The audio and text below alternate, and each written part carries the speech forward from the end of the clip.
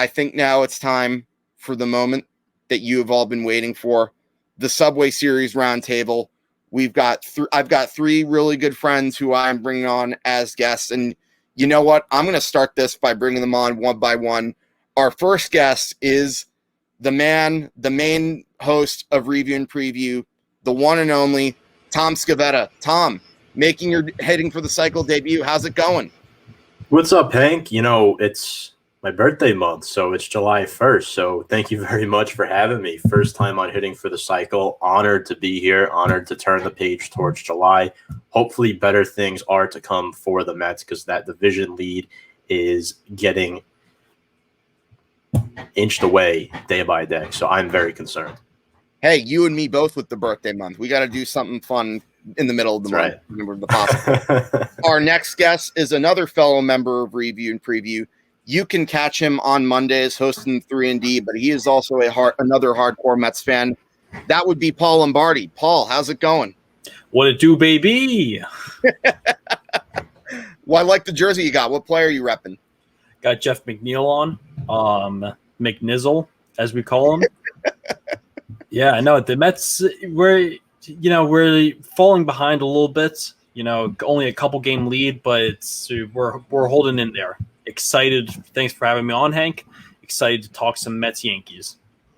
And my mom just left a funny comment here. It's Henry's birthday month too. I should know. Yeah, obviously you know that for reasons that we both know. But any event, one more guest that we've got coming on. That would be the one and only Dom Daniele, who I've had in previous episodes talking baseball with. Might as well split it out with another fellow Yankee fan. Dom, what is good, my man? What's up, Hank? It's pretty good.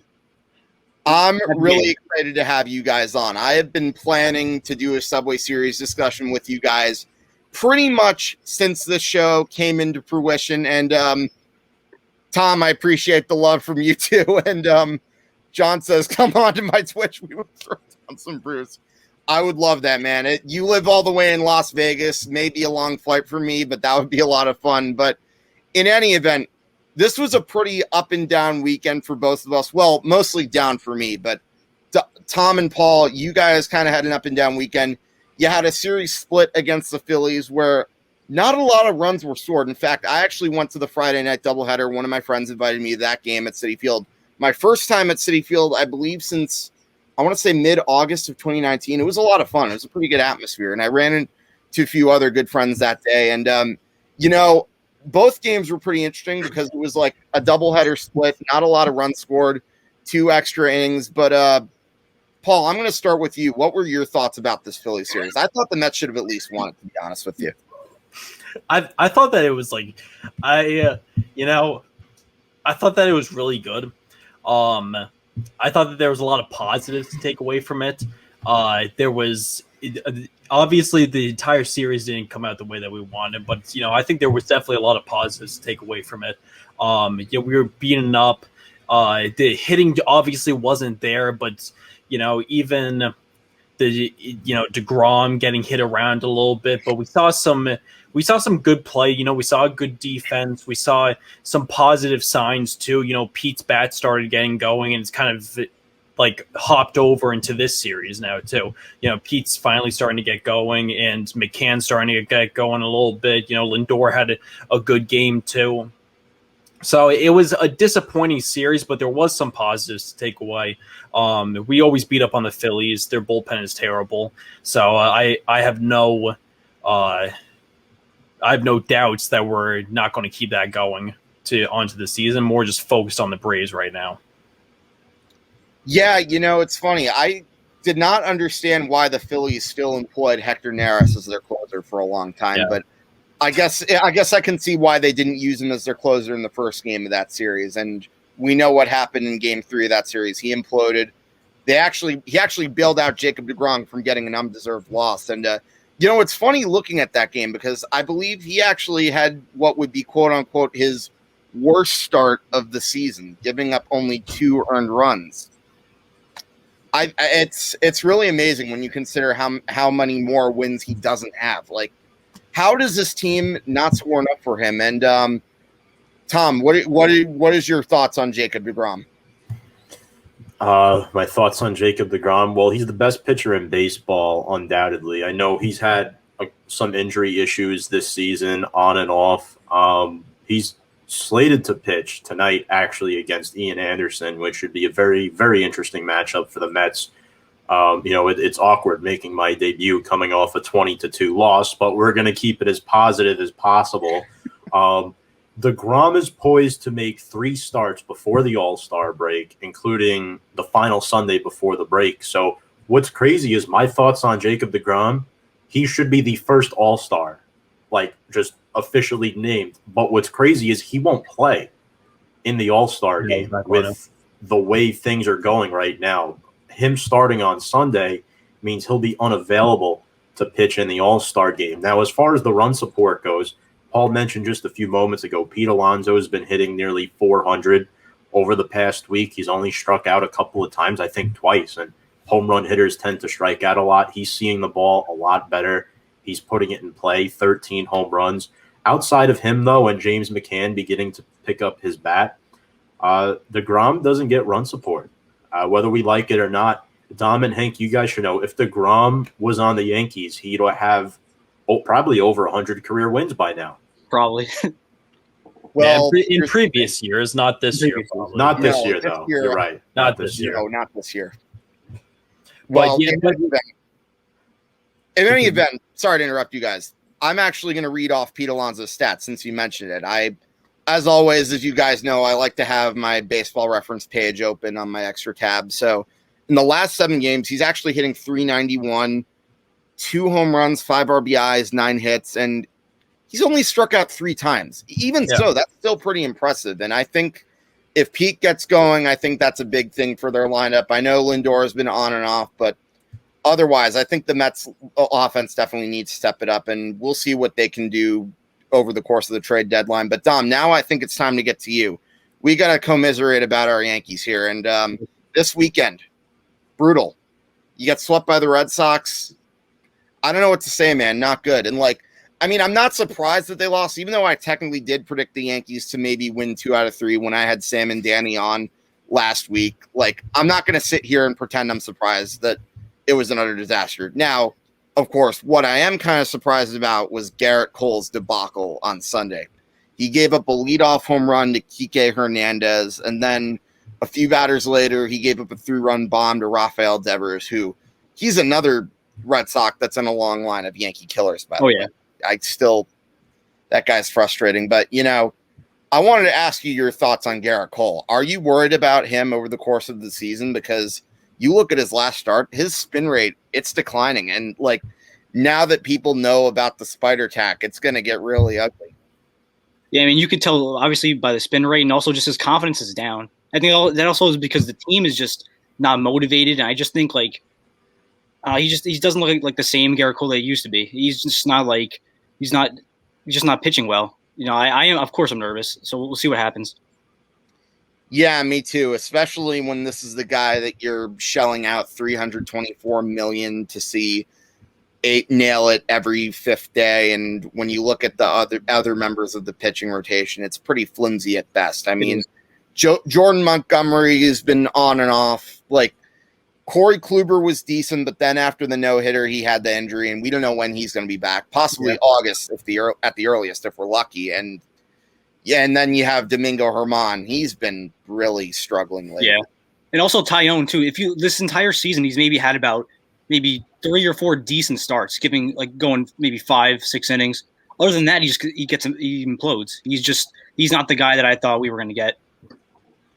Yeah, no, it's a pitching rotation that's really, really fragile. The more I really think about it, and the worst part is, much like what I kind of touched on with Tom and Paul about the Mets, I think the offense is really the big problem, because it's not so much that they can't hit. We know that they can hit. We know they're capable of home runs.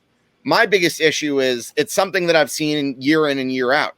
You get guys on first and second, no outs. Safest bet in Vegas, he hits into a double play, 2 outs, rally killer. It's brutal, and now it's really coming back to a head, because the whole lineup right now, it's all right-handed. And Brian Cashman, you had a left-handed shortstop who you and I both really, really love. Yes. Now he's gone, and now you're stuck having to play Brian McCann, the outfielder. And let's be honest, the only reason he's starting these days anymore, and as much as we love Gardner, is because he's a left-handed hitter.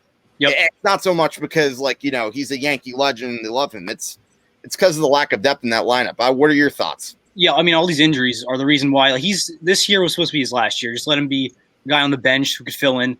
He's expected to be like an everyday starter because of the lack of outfielders we have. And like, obviously, Mike Tauchman hasn't been hitting tremendously since he got traded to the Giants, but defensively he's been amazing. He played great in left, center, and right. Why do we give up this guy for nothing? We give for like a lefty reliever. We have plenty of those. We didn't need that. If you're going to trade Tauchman, just get some value. I mean, I love Gardner, but this is just, you're asking this guy to now be an everyday starter. And Odor, who just because he's a lefty, he's our starting second baseman most of the time. He's only getting at bats because he's a lefty. Just a lack of lefty bats is just really bad in this lineup. So now we have another comment coming up, and Tom, I see somebody in the peanut gallery for you. Your buddy it's Aaron Judge. Let's go Nationals. If you guys remember, I have a friend who apparently people say he looks like Aaron Judge. That's Tom. I think Dom and Hank both met him. Yes, yeah. He lives down in Virginia now, so apparently we got to root for the Nationals. I mean, look, Dom's with you. Dom will root for every team in the NL East. That's not the Mets. So, by the way, the Nats are only 2 games back. Exactly. The Nets have been red hot. Their offense has been great. Trey Turner hitting for the cycle yesterday. They've been in tough outs, and they looked dead at the beginning of the season too. Like you were talking about before. Scherzer. You see what Paul just did? Trade market.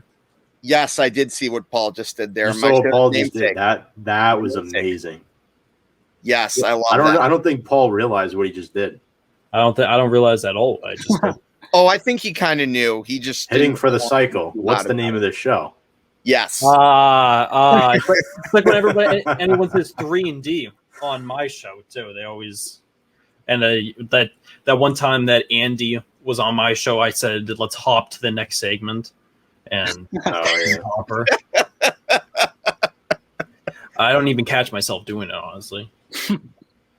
Yeah, no, it's funny. It's funny though that Tom just mentioned the Nationals, or as I like to call him, he's the Aaron Judge lookalike sans the gap tooth. But anyways, in any event, the Nationals, I'm going to be honest with you guys, this was a team that I low-key thought was going to be a sneaky threat in the NL East before the season. Like, I know this might surprise you, but I actually had the Mets in third behind the Nationals. I thought maybe the Mets would be competing for a wild card. Not that they weren't good enough to win the division. I just think being in the NL East with the Braves, I thought the Braves would be a lot better, and I thought the Nationals with their pitching staff of seasoned veterans, Scherzer, Lester, Strasburg, I thought they would be better. But then again, I'm not really that surprised that the Nationals are starting to like heat up again, because remember, they have a habit of doing this. 2 years ago, they started off 19-31. Everyone thought that team was dead. That bullpen blew a lot of games for them down the stretch during that season, and look what happened to them. They won the World Series. It's true. It's true. It's all been getting hot at the right time too, and they're starting to heat up. It's very similar to what they did in 2019 when they looked dead halfway through the season, and they started heating up. And Soto started going off and became basically the player that he is now in 2019, and he had that amazing playoff run that aided them to the World Series. It's true. You got to watch out for them. The Braves, on the other hand, I feel like are in a lot of trouble because they have a lot of pitching issues. Their starting pitching is dead. Soroka, terrible what happened. He's not going to be back again until next year, maybe. Could be out until the end of next year. And then they got Inoa, who was pitching great, who went down. They haven't been able to keep up a consistent rotation. Their bullpen's been up and down. They've had guys who have been going through some good stretches, and then, they could really be using Mark Melancon right now. That's a guy they should have signed back. But the Braves are in a bit of trouble. The Mets have been aided by our pitching. Our pitching has been amazing. Diaz has been the Seattle Mariners' Edwin Diaz. He's been unbelievable. Tyler McGill's come up and has made 2 great starts. You guys are going to see him on Sunday against the Yankees. He's great. Shares your birthday. He's one of my favorite Mets. July 28th, 1995. He's been amazing, and everything that they've been touching besides last night, has gone amazing. And except for the offensive end, is made up for the offensive woes. And when we went through that win streak that got us to first place, we had the replacement guys like Billy McKinney, and all of them were hitting out of their minds, and now they come back down to earth. So we're lacking a little bit. Nimo's on his way back. JD Davis and Jonathan VR are starting rehab assignments. Syracuse. Down in Syracuse. Yep. Yeah. Familia is starting a rehab assignment. So hopefully very, very soon we're going to be back to close to full strength. Nito too. Yeah, that little wrist contusion. So. But honestly, I like Mazika as the backup. I do too. So I do too. I mean, I love Nito too, like because he's a good defender and he's been hitting a bit, but I don't mind Mazika being up. Let me just say one thing on that game last night. I'm not going to harp on that 20-2 loss. Yes, I mean, you lost a lot of guys in the starting rotation: Yamamoto, Lucchesi, Carrasco, Syndergaard. That's a lot of names. Giseleman now is going to be out for a while. But last night was more of like the bullpen has been so gassed lately, guys. I mean, David Peterson is having a bad sophomore slump, to put it in respectful terms, right? And that's being nice. Right. Shapucky, Reed Foley, you can't blame these guys so much because the bullpen is so depleted. I mean, last night was bound to happen at some point. You won't see this happening again anytime soon. So my level of concern coming off a 20-2 loss is not as high as maybe your average Mets fan. Yeah, I mean, same with me. A good chunk of those. What did Almora gave up 5 of those runs too? The game was over. The game was over in the 4th inning. It was 8-2. We knew it was over by then. They just added on like 12 extra runs basically. So it was kind of just stat padding. Ozzie Albies went 5 for 6. He hit a home run off Almora, so he just padded the stats a little bit. All power to him, but see if they saved any runs for tonight. So in other words, the Braves basically pulled the Buddy Ryan by like running up the scoreboard, and not to mention the one bright side was at least you didn't have anybody on the Mets throwing a 3-0 pitch, somebody hitting home run, and then any Braves manager saying, "Hey, don't do that." But that's a rant for another day that I've already done a few episodes ago. I know, Paul, you probably remember that one very well. Of course. In any event, I tend to agree with you. I don't really think the Mets are in as bad shape as like they seem to be. I know the pitching's depleted. I think the worst part of the pitching was losing Lucchesi, because I know he got off to a rough start, but over the past 5 starts he had, I believe his ERA was 1.19. No, correct me if I'm wrong. Mm-hmm. Yeah, he was great the last few starts. To lose him to Tommy John surgery at the time that they did, I think that was a really crushing blow as well. Yeah, for sure. It was. And the only thing is, and this is kind of actually a good problem to have, who gets sent down when these guys start to come back, right? Paul mentioned earlier, Nimmo, Davis are both returning soon, Villar as well. Who's going to go down? I'd imagine Blankenhorn. Peraza is going to have to go down at some point. Mazika, they're not going to carry 3 catchers, so when Nito comes back, Mazika's going back down. Yeah. Do McKinney and the other guy they brought up both stay? Well, Blankenhorn has options, so he'll get sent down. Peraza actually does have options too, and same with Almora. So that's the other guy. Both Peraza and Almora, I would imagine, get sent back down. I would imagine McKinney stays on the team because he's played great defense and he's been hitting so much. But Almora has been an awful hitter and has been playing good defense, but it doesn't make up for how terrible he's been hitting. So I think that Almora gets sent down when these guys become healthy. When Nimmo comes back up, I think Almora gets sent down. When Davis and VR come back up, Blankenhorn and Peraza get sent back down. That's probably how it's going to go. Yep. So now another comment I want to get in. John Rankin says, "I'm outie, getting busy with Lyft." I want to say thank you, John, for bombing the comments with a lot of funny stuff. That's great, and I love. By the way, to anyone else who's watching the show, please, if you have any other comments, do not hesitate to leave them there. I love getting to interact with you guys. I love hearing your thoughts and opinions on this current baseball season, particularly the Yankees and the Mets right now. And Dom, I think it's time to ask you a really tough question right now. Is it time for the Yankees to blow it up, or are we overreacting? I think it's a little bit of an overreaction. I wouldn't blow the entire team up, but I think it doesn't hurt to listen to offers. I think you should definitely listen to see if anyone's interested in. I mean, despite Chapman's recent implosion, he still holds tremendous value. There's going to be teams out there that if they can get Chapman, give up a couple of prospects, and have Chapman for like for example, let's say the Padres were to get Chapman. I mean, obviously Melancon's been great, but you could also have that type of depth in your bullpen. I mean, that makes them instantly really scary. They already have the rotation. They already have the lineup. You add a really dominant like bullpen arm like Chapman. Like I think we could probably get good prospects in a trade like that. And the Padres have still a tremendous farm system. I think you definitely have to listen to offers. I wouldn't blow up the entire team though. Well, knowing AJ Preller, I wouldn't be surprised if he made a big splash move to help. I wouldn't either.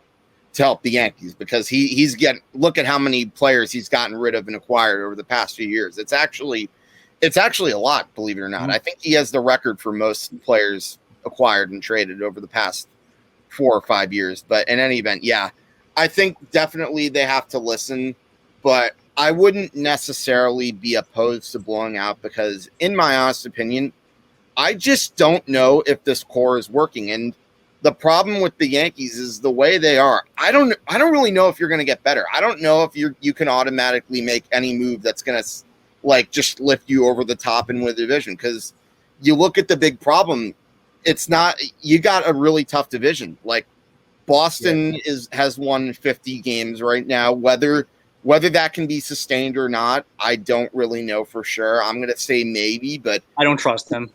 I don't really either, but then again, 8.5 games is a lot. Yeah. And the Rays, that speaks for itself. The Tampa Bay Rays are always going to be a threat. They're amazing. They do it every year. Low payroll, they just figure it out. Yeah, I don't care that they're in a slump right now. We're 5 games behind them, and I'm going to be blunt, we can't even beat the teams in our division not named the Baltimore Orioles. That's a problem. And even Toronto too. They're still a huge threat. Yeah. That offense is very scary, and their pitching is pretty solid. Robbie Ray. Absolutely. I think if the Toronto Blue Jays can get one. Robbie Ray. Hold on. 2 years ago, Dom was obsessed with Robbie Ray. I think all I heard for weeks was the Yankees need to get Robbie Ray, and it would help. Outstanding. He's striking out like 9-10 batters a game, guys. I remember that. That was the 2019 trade deadline. Yes. When we got Stroman. That's when we were all refreshing our social media, waiting to see when Zach Wheeler was going to get traded, and it didn't happen. You probably should have traded him, but they would have been better off doing that. I agree, but we should have re-signed him instead. I mean, I'll tell you what, it seemed like the Phillies were completely overpaid him. The Phillies have overpaid a lot of guys, but that contract is really working out for them. I'll give them a lot of credit. We'll see if it continues, but he's been amazing with the Phillies. Yeah, Wheeler is probably one of the few good contracts I think the Phillies have signed, if I'm being honest. But otherwise, it just seems like they threw money all over their lineup, and then you look at their bullpen that it's leaky. Yeah. Once again, it's so bad. Not as hard on it. It's bad. A team with that on paper has this much talent should be better than mediocre, but I think it really tells you the problems that organization has. And another thing I want to bring up, speaking of which, trade proposals. Paul, I'm going to start with you. What would be your ideal trade proposal for the Mets? Well, realistically, I would love Jose Barrios. It's going to cost you a ton. I think that you're probably going to have to throw in either a Matt Allen, Brett Beatty, Brett Beatty's he's untouchable. I don't think the Mets have any interest in trading him, which is good. But Matt Allen, Mark Vientos, there's Ronnie Mauricio. You're going to have to throw one of those guys in for a Jose Barrios. But there's other names out there too, like Mike Minor could be a good one because he can come out of the bullpen. He can give you long relief. He can be a starter. There's a lot of things that he can do. I think that it would be that could be really good for the team. Danny Duffy. Danny Duffy. I didn't mean Mike Minor. I meant Danny Duffy. That was who I meant on the Royals. But yeah, I think that Danny Duffy could be really good.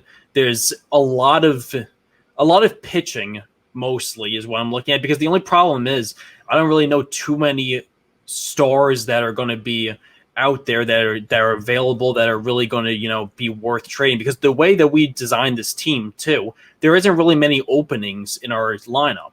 The guys we have need to start hitting. That's the bottom line. We can't. It's like Trevor Story's out there available. We're not going to trade for Trevor Story. We just gave Francisco Lindor a 10-year contract. So it's like, if we're going to make a big move at the deadline, it's probably going to be for another starting pitcher because of the amount of starting pitching injuries that we have.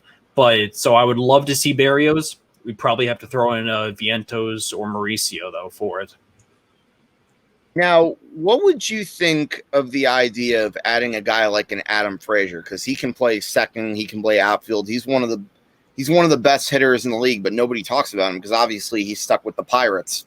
Oh, I would love Adam Frazier, but he's probably going to be an all-star this year, and I think he's going to be worth a good amount. The Pirates might demand a pretty decent amount. Him and Brian Reynolds are like their two most valuable pieces on offense right now with the Pirates, and they're so far down under that they're going to either want to build around them or they're going to want to trade them for a lot to try to jumpstart their rebuild. So I feel like that's another piece, but it would be a good piece though. I mean, Whit Merrifield too. The Royals have kind of plummeted down under. They were playing well this season and they kind of fell back down. So is Whit Merrifield going to be available? There's a lot of good names, and Whit plays every day. Could play second, could play center field. The Mets could use another good center fielder. Kevin Pillar is really our only pure center fielder. Almora too, but Almora isn't really hitting. But I think a guy like that could be great, but it's going to cost a lot. So it'll be interesting to see how much. If you can get one of these top guys though for Mauricio, I would throw Mauricio in with a few low-level prospects. I would prefer not to trade Vientos, and I'd prefer not to trade Batty, and definitely not Alvarez. I don't think Alvarez or Batty are even touchable. Those are like our two gems right now in our minor leagues. Yeah, no, that makes a lot of sense. And Dom, we've talked about Whit Merrifield a lot. I think we're probably some of the few people who truly appreciate how good Whit Merrifield really is. I mean, you look at his name over every single year, he's always among the league leaders in stolen bases. Yep. His batting average is pretty high too. What would you think if the Yankees could somehow find a way to acquire him? I mean, I love Whit Merrifield. He does everything. He hits very well, plays good defense. You could stick him in the outfield, he could play second base. The only thing is the Royals, there's a reason why they never trade him. The organization loves him. If they're going to trade him, we're going to ask for a lot in return. So I don't see the Yankees acquiring Whit Merrifield because of how much he would cost, but I would love him on my team. Now, if you were Brian Cashman, or if you were the GM of the Yankees in general, what would your whole plan be to fix the Yankees? That's tough. I don't think there's no simple fix. There's no. I mean, it's tough to solve because you're kind of in a spot where you're giving so many guys. You're paying a lot of guys so much money. You don't really, Judge is getting up there in age. He's going to be a free agent soon. And he's like the face of this team. Garrett Cole gave him so much money too. I think what you would have to do is this team needs to have a much more balanced lineup, have more guys that could hit like DJ. If we could get a guy like Adam Frazier, that would be great. Once again, though, another guy is going to cost a lot. I don't see them making that trade because of the value. But this team needs more guys that could hit for contact and obviously more left-handed bats that could give you some quality. Yeah, I would prefer somebody like an Adam Frazier over, say, a Trevor Story or maybe a Ketel Marte. And it's not that I don't necessarily like those types of acquisitions. It's just that, like, let's put it this way. Adam Frazier is a guy who can stay healthy. Yeah. I don't really trust that with Ketel Marte and Trevor Story. So, and I want a guy who's going to be consistently among the league leaders in batting average too. Like I've said numerous times, I don't like the way the current Yankees lineup is constructed. Like too many right-handed hitters, not enough lefties, too much emphasis on the home run. And look where that's really gotten them over the past few years. And it begs a question from Adam Rothschild. Odds the Yankees make the playoffs? Honestly, I'm going to be blunt with you, Adam. It's not too high because, as I said, it's not a fundamentally sound team. And I know I've been saying this rant like a million times on this show, but not only is it not fundamentally sound with like the home run or bust approach, they're not great with fielding. Like they've been pretty high among the league lead in errors. Base running is atrocious. Like, Terrible. how do you get thrown out running the bases like twice as much as the average team? That can't happen. Yeah. Like, and you have too many guys getting thrown out of the plate. That's not a fundamentally sound team. You're telling me I got to trust this team to make up 8.5 games in first place and probably more for the wild card? I'm sorry. I don't mean to be like too negative and too much of a Debbie Downer.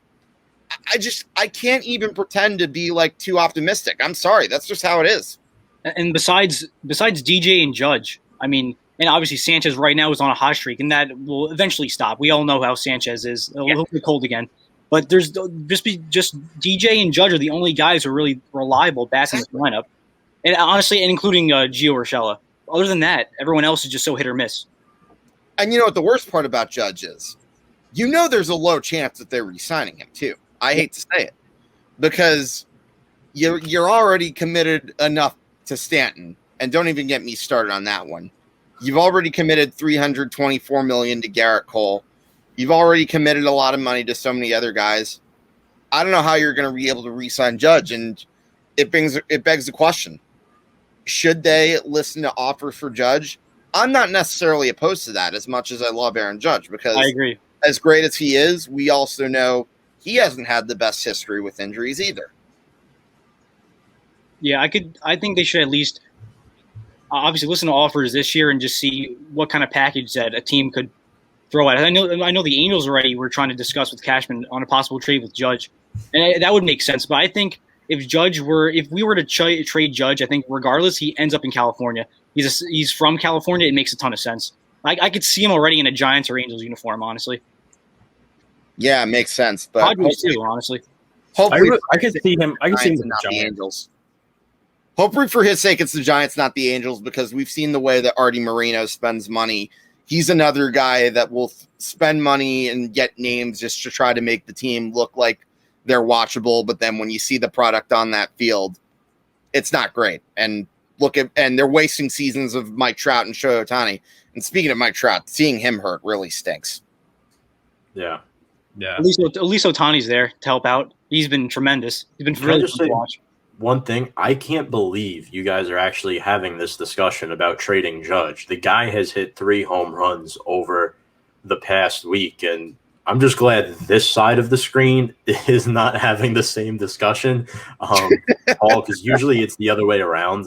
We're looking to blow it up. We're not. I mean, but for your sake, I think Aaron Judge needs to be a priority. I hate to say it, but I don't think you should deal him. I think you have to find a way to re-sign him, right? I mean, Cashman has to live up to his name one way or another, and we'll see what he does in the Subway Series this weekend, which, I know we're going to talk about shortly. Whoa. Hold up. Did you just say Cashman has to live up to his name one way or another? Yeah. Tom, that hasn't always been the case, right? Well, his name is Cashman. Yeah. Okay. He does have Cashman. I just thought I had to bring that up just to get that reality set in. But yes, to clarify, we're talking about the cash, not right. Cold hard cash. And going back to Judge too, I mean, I've talked to Paul about this before too. If he finishes off his last year on his contract and he's batting way over 300 with 50 plus bombs, these guys gonna want a 10-year deal, maybe an over 300 mil. If we're paying Stanton and Cole, we can't. I don't think we can do that. I don't think it would financially make any sense. Yeah, so especially with the brands wanting to stay under the luxury tax. And that's what they want to do all the time now. And by the way, let me make this clear to Adam Rothschild and my mom, who both are very against what we're saying right now, Dom. The idea is, I'm not saying the Yankees need to just go out and trade Aaron Judge at all costs. That's not what I'm suggesting. I want to keep Judge for a long time. I'm just saying it's going to be hard to do so. And I've been saying this since it's going to be very hard. The end of 2019. This isn't anything new that I'm saying. And the problem is, is he going to cost too much? And let's put it this way. If you have a house that you like, but you know you can do better, but someone offers you a good price for it, you'd take it. And in that situation, if Brian Cashman isn't necessarily trying to sell Aaron Judge, but somebody wants to make him a good offer or a Godfather-like offer that he can't refuse, if he were smart, he'd take that offer. That's what I'm saying. Mm-hmm. I am not in any way saying the Yankees absolutely have to trade Aaron Judge like it's the main priority. Like I'm just like trying to play devil's advocate and see what would help, like how the Yankees can like somehow avoid hang him and dealing with other contracts. That's what I'm saying. Yeah, I mean, if there's an offer out there and we're still like in a really bad spot, and we're gonna get like the entire farm from like the Padres or something, I mean, you can't really say no to that. I don't see them saying no to that. Exactly my point. And now I think before we wrap up the show, it's time we get to the Subway Series itself, and that would be, we got 3 games this weekend. First game's tomorrow night at 7:00. Here's hoping the weather can hold up for that. But we got Jordan Montgomery going up against Taijuan Walker. I was kind of hoping that this would be a Garrett Cole versus Jacob deGrom matchup, as does Ben Cruz. And how's it going, Ben? Thank you for checking in, by the way. I don't know how this is going to go. This could go either way. Jordan Montgomery has had some pretty good starts, but he's been pretty up and down, as that 4.06 ERA indicates. Tom, I'm going to start with you. What's your thoughts on this game? Well, Taijuan Walker has been our second best pitcher behind deGrom this year. I think he's pitched better than Stroman, actually. I think he's done a phenomenal job. I really like this addition. It was a very cost-effective move by the Mets. It wasn't, a typical Band-Aid signing that they went out and got. I'm actually, again, totally unbiased. I'm going to give the Mets the advantage because I really like Taijuan Walker and what he brings to the table. The pitching has been a huge concern for the Yankees, especially because now Montgomery's start was supposed to be tonight. Cole was supposed to pitch tomorrow. Now that's not happening. Now Montgomery has to wait an extra day to pitch. So I think that's going to affect him a little bit in the early innings where the Mets can get to him. My one concern, though, about that matchup tomorrow night is Taijuan Walker being able to go, 6 innings at least, because the Mets bullpen has been very fragile, to say the least. And that's my concern. The Mets having a small lead early on, and then the Yankees bats coming back in the late innings to, pick and claw. Yeah, I can see that. I'm really iffy about this game myself. Dom, how do you feel from a Yankee perspective? I mean, with Monty, it's either you're going to get like really good quality start, or he's just going to just not pitch well at all. But I think for him, this is a good lineup to be against. It's not too explosive. I think I'm hoping he has a decent game. I think he'll have a decent start. And how about you, Paul? I think the Mets are going to do well. I think they're going to hit him hard. They're going to come out. We hit well against lefties too. Nimmo will be back. Nimmo might not play against the lefty, but Nimmo is slated to come back tomorrow, so we should have him for the series this weekend. But I think that Pete's been on a tear. He's got to really watch out for Pete. Lindor has been up and down this season, but I think playing at Yankee Stadium too will make things interesting. It'll benefit. I highly expect a Billy McKinney home run this weekend, because that's literally the kind of player he is. Like he's like a slashing kind of player. He's going to hit one over this small fence in right field. I can already picture it. Paul, do you want to know the sad thing about that prediction? He's done it at Yankee Stadium as a Yankee before. Yeah. I wouldn't be surprised if it comes true. Old Yankees coming back to haunt their new team. It's just like what I see with all my teams. I see ex-Rangers, random ex-Rangers who didn't really do well there, coming back to score goals against us. Random ex-Yankees coming back and killing us in a 3-game series. Like, the sad thing is, I wouldn't even be that surprised. I can't even pretend I'm surprised if that happens. Yeah. The second game, that's a game that if I wasn't planning on going on Friday, as Ben Cruz was asking in the comments, I probably would have gone to Saturday's game as well, but I generally don't like doing a day game after a night game. That's a little too excessive, but that's a good pitching matchup too, by the way. Marcus Stroman against Garrett Cole. Real pitchers duel. Hey, if we couldn't get Garrett Cole against Jacob deGrom, this is probably the second best option there is. And I'm going to straight up start this off right off the bat and say I think the Yankees win this game. I know Stroman's been a bit hit or miss lately, and I know Cole's been struggling, but odds are I think he's going to bounce back. And while his stuff might not be as good as he's been the past few games, I think Garrett Cole's a smart pitcher, and I think he'll adjust. So I think at the very least the Yankees will win this game in the series. So I don't see a sweep happening. And Paul, I'm going to start with you. How do you feel about this matchup? I'm going to go with the Mets again. I'm going to say that they win this one. I think that they're going to come out hot against Cole. Cole has not been the same pitcher the last few outings. Since they started cracking down on it, his breaking ball has not been the same.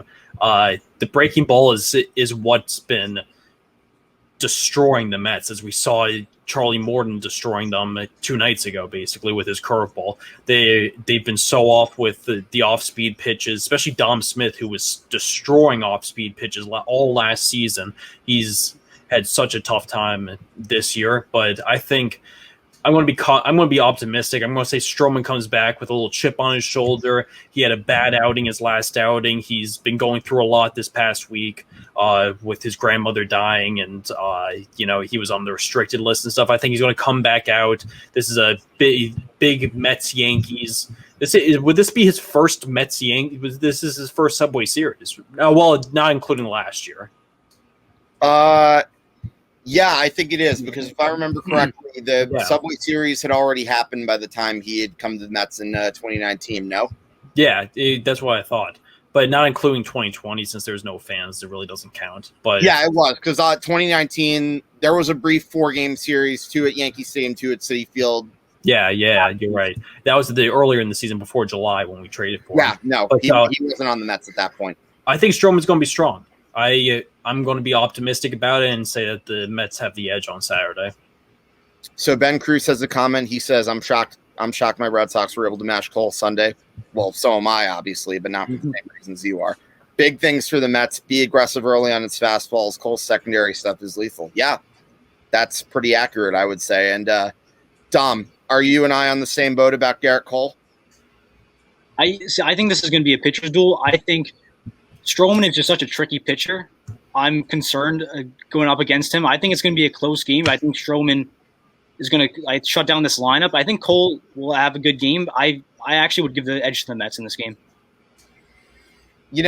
Before I get to you, Tom, there is one thing I forgot to mention. Here's where I'm concerned about this game. Let's not forget, Marcus Stroman wanted to go to the Yankees, and Brian Cashman, one of those times where he probably shouldn't have opened his mouth, said, "Oh, we didn't need Marcus Stroman. Our rotation was just fine without him." Whereas Marcus Stroman tweeted afterwards his ERA compared to a lot of the Yankees' ERA, and that motivation is going to go through his head. So that's where my concern is. Tom, how about your thoughts on Game 2?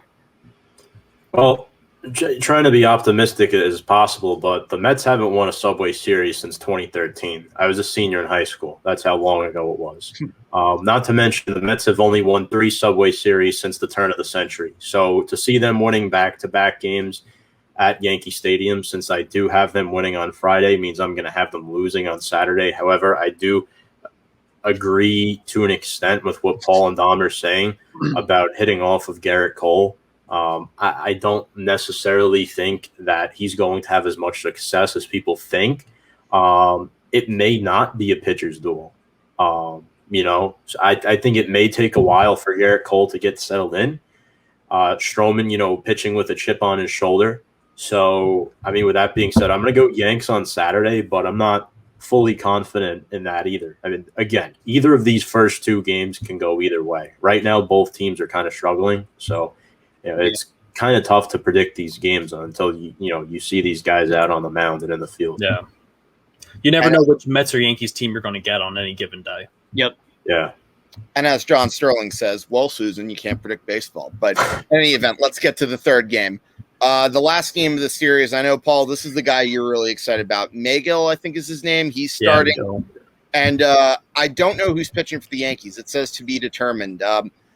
I see, as much as I want to pick the Yankees in this game, and I think I probably will, here's what concerned me. Whenever there's a new pitcher that comes up that the Yankees aren't familiar with, that's one of their biggest weaknesses. Like, I've seen it many a time, year after year.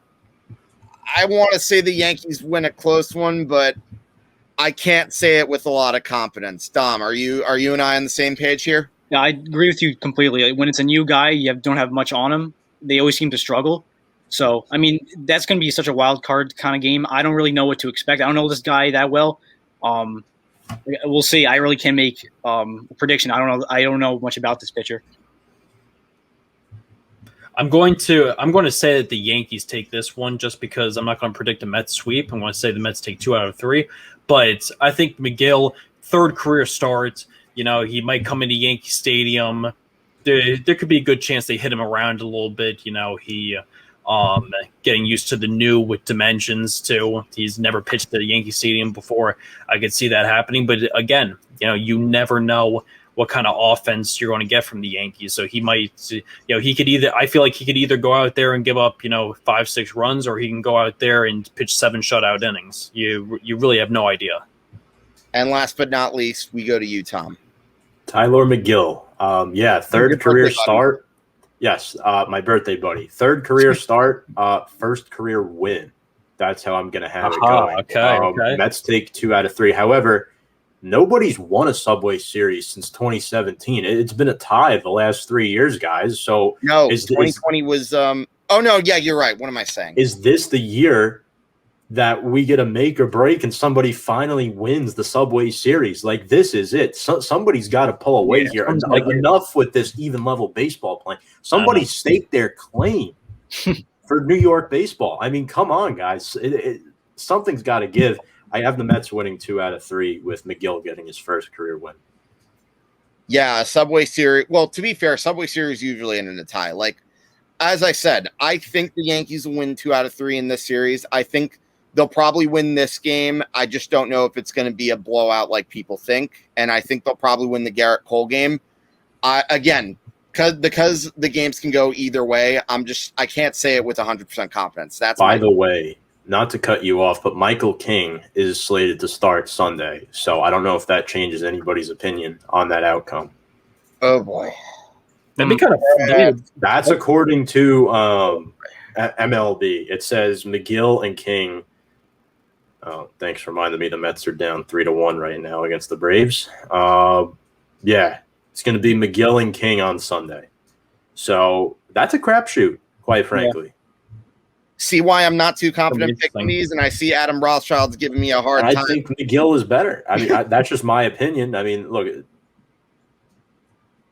I think he wins, man. I like what I've seen from him the first couple of starts. A lot of promise in that kid. I like him a lot too. I think isn't he a lefty too? By the way, no, he's a righty. He's a righty. Okay. Yeah. And by the way, before I head out, I want to point out an Alec Walt comment. He says he's a big Jared Walsh fan. Well, yeah, of course he's probably just saying that to troll us because he's a Red Sox fan. But in any event, I did end up mentioning his name on the first show that I appeared with Alec Walt on Down the Block Sports. I mean, we talked about Albert Pujols being released and Walsh being waiting in the wings, and why we thought that the Angels made the smart decision to let Albert Pujols go, because Jared Walsh is a pretty good option. And speaking of Alec Walt, definitely check out his channel, Down the Block Sports. Really good stuff. He knows his baseball, not just baseball, a lot of other sports. Definitely give him a check out. And guys, before I wrap this up, is there any other thoughts you have before I end this? Not really. Team win. Yeah, let the best team win. And I think what's going to be really interesting is they meet again at Citi Field on the weekend of the 20-year anniversary of 9/11. So that's going to be a lot of fun to watch. That's going to be the big series. They're going to that's going to be the big one to watch out for. I'm excited for that. Really excited for that. We all got to go to those games. We do. Definitely. Yeah. I already sure. know I'm going to get my tickets for that series eventually when that pops up, because when it comes to, I mean, generally speaking, when I get my tickets, I usually tend to get them the day of, but when it comes to the Subway Series, you can't wait. You got to like get them while they're hot. Yeah. So anyways, I want to thank you guys so much for coming on to this show. I had a lot of fun talking baseball, just like on the show as I do in real life. Thank you so much. This has been something, as I said, I've been looking forward to doing pretty much since both when the show came into fruition and since the start of this baseball season. And I'm looking to having you guys on some more episodes. And hey, maybe we do this again later on in September when our teams rematch. Hopefully both of us are fighting for a playoff spot by the time this happens. But again, I don't know. I may have been a little too pessimistic, unlike Tom, which usually it's the opposite. But again, well, at least when it comes to baseball. But in any event, thank you guys so much for coming on. And before I sign off, I would like to remind you guys once again, please give us a follow on all of our forms of social media on Facebook, Instagram, Twitter, you name it. And of course, please do not forget to subscribe to our YouTube channel at Review and Preview Sports. You have watched another episode of Hitting for the Cycle. Next week, we will have a special Monday episode for you recapping the Subway Series. And until next week, I'm Hank Addictor signing off, and I will see you next week.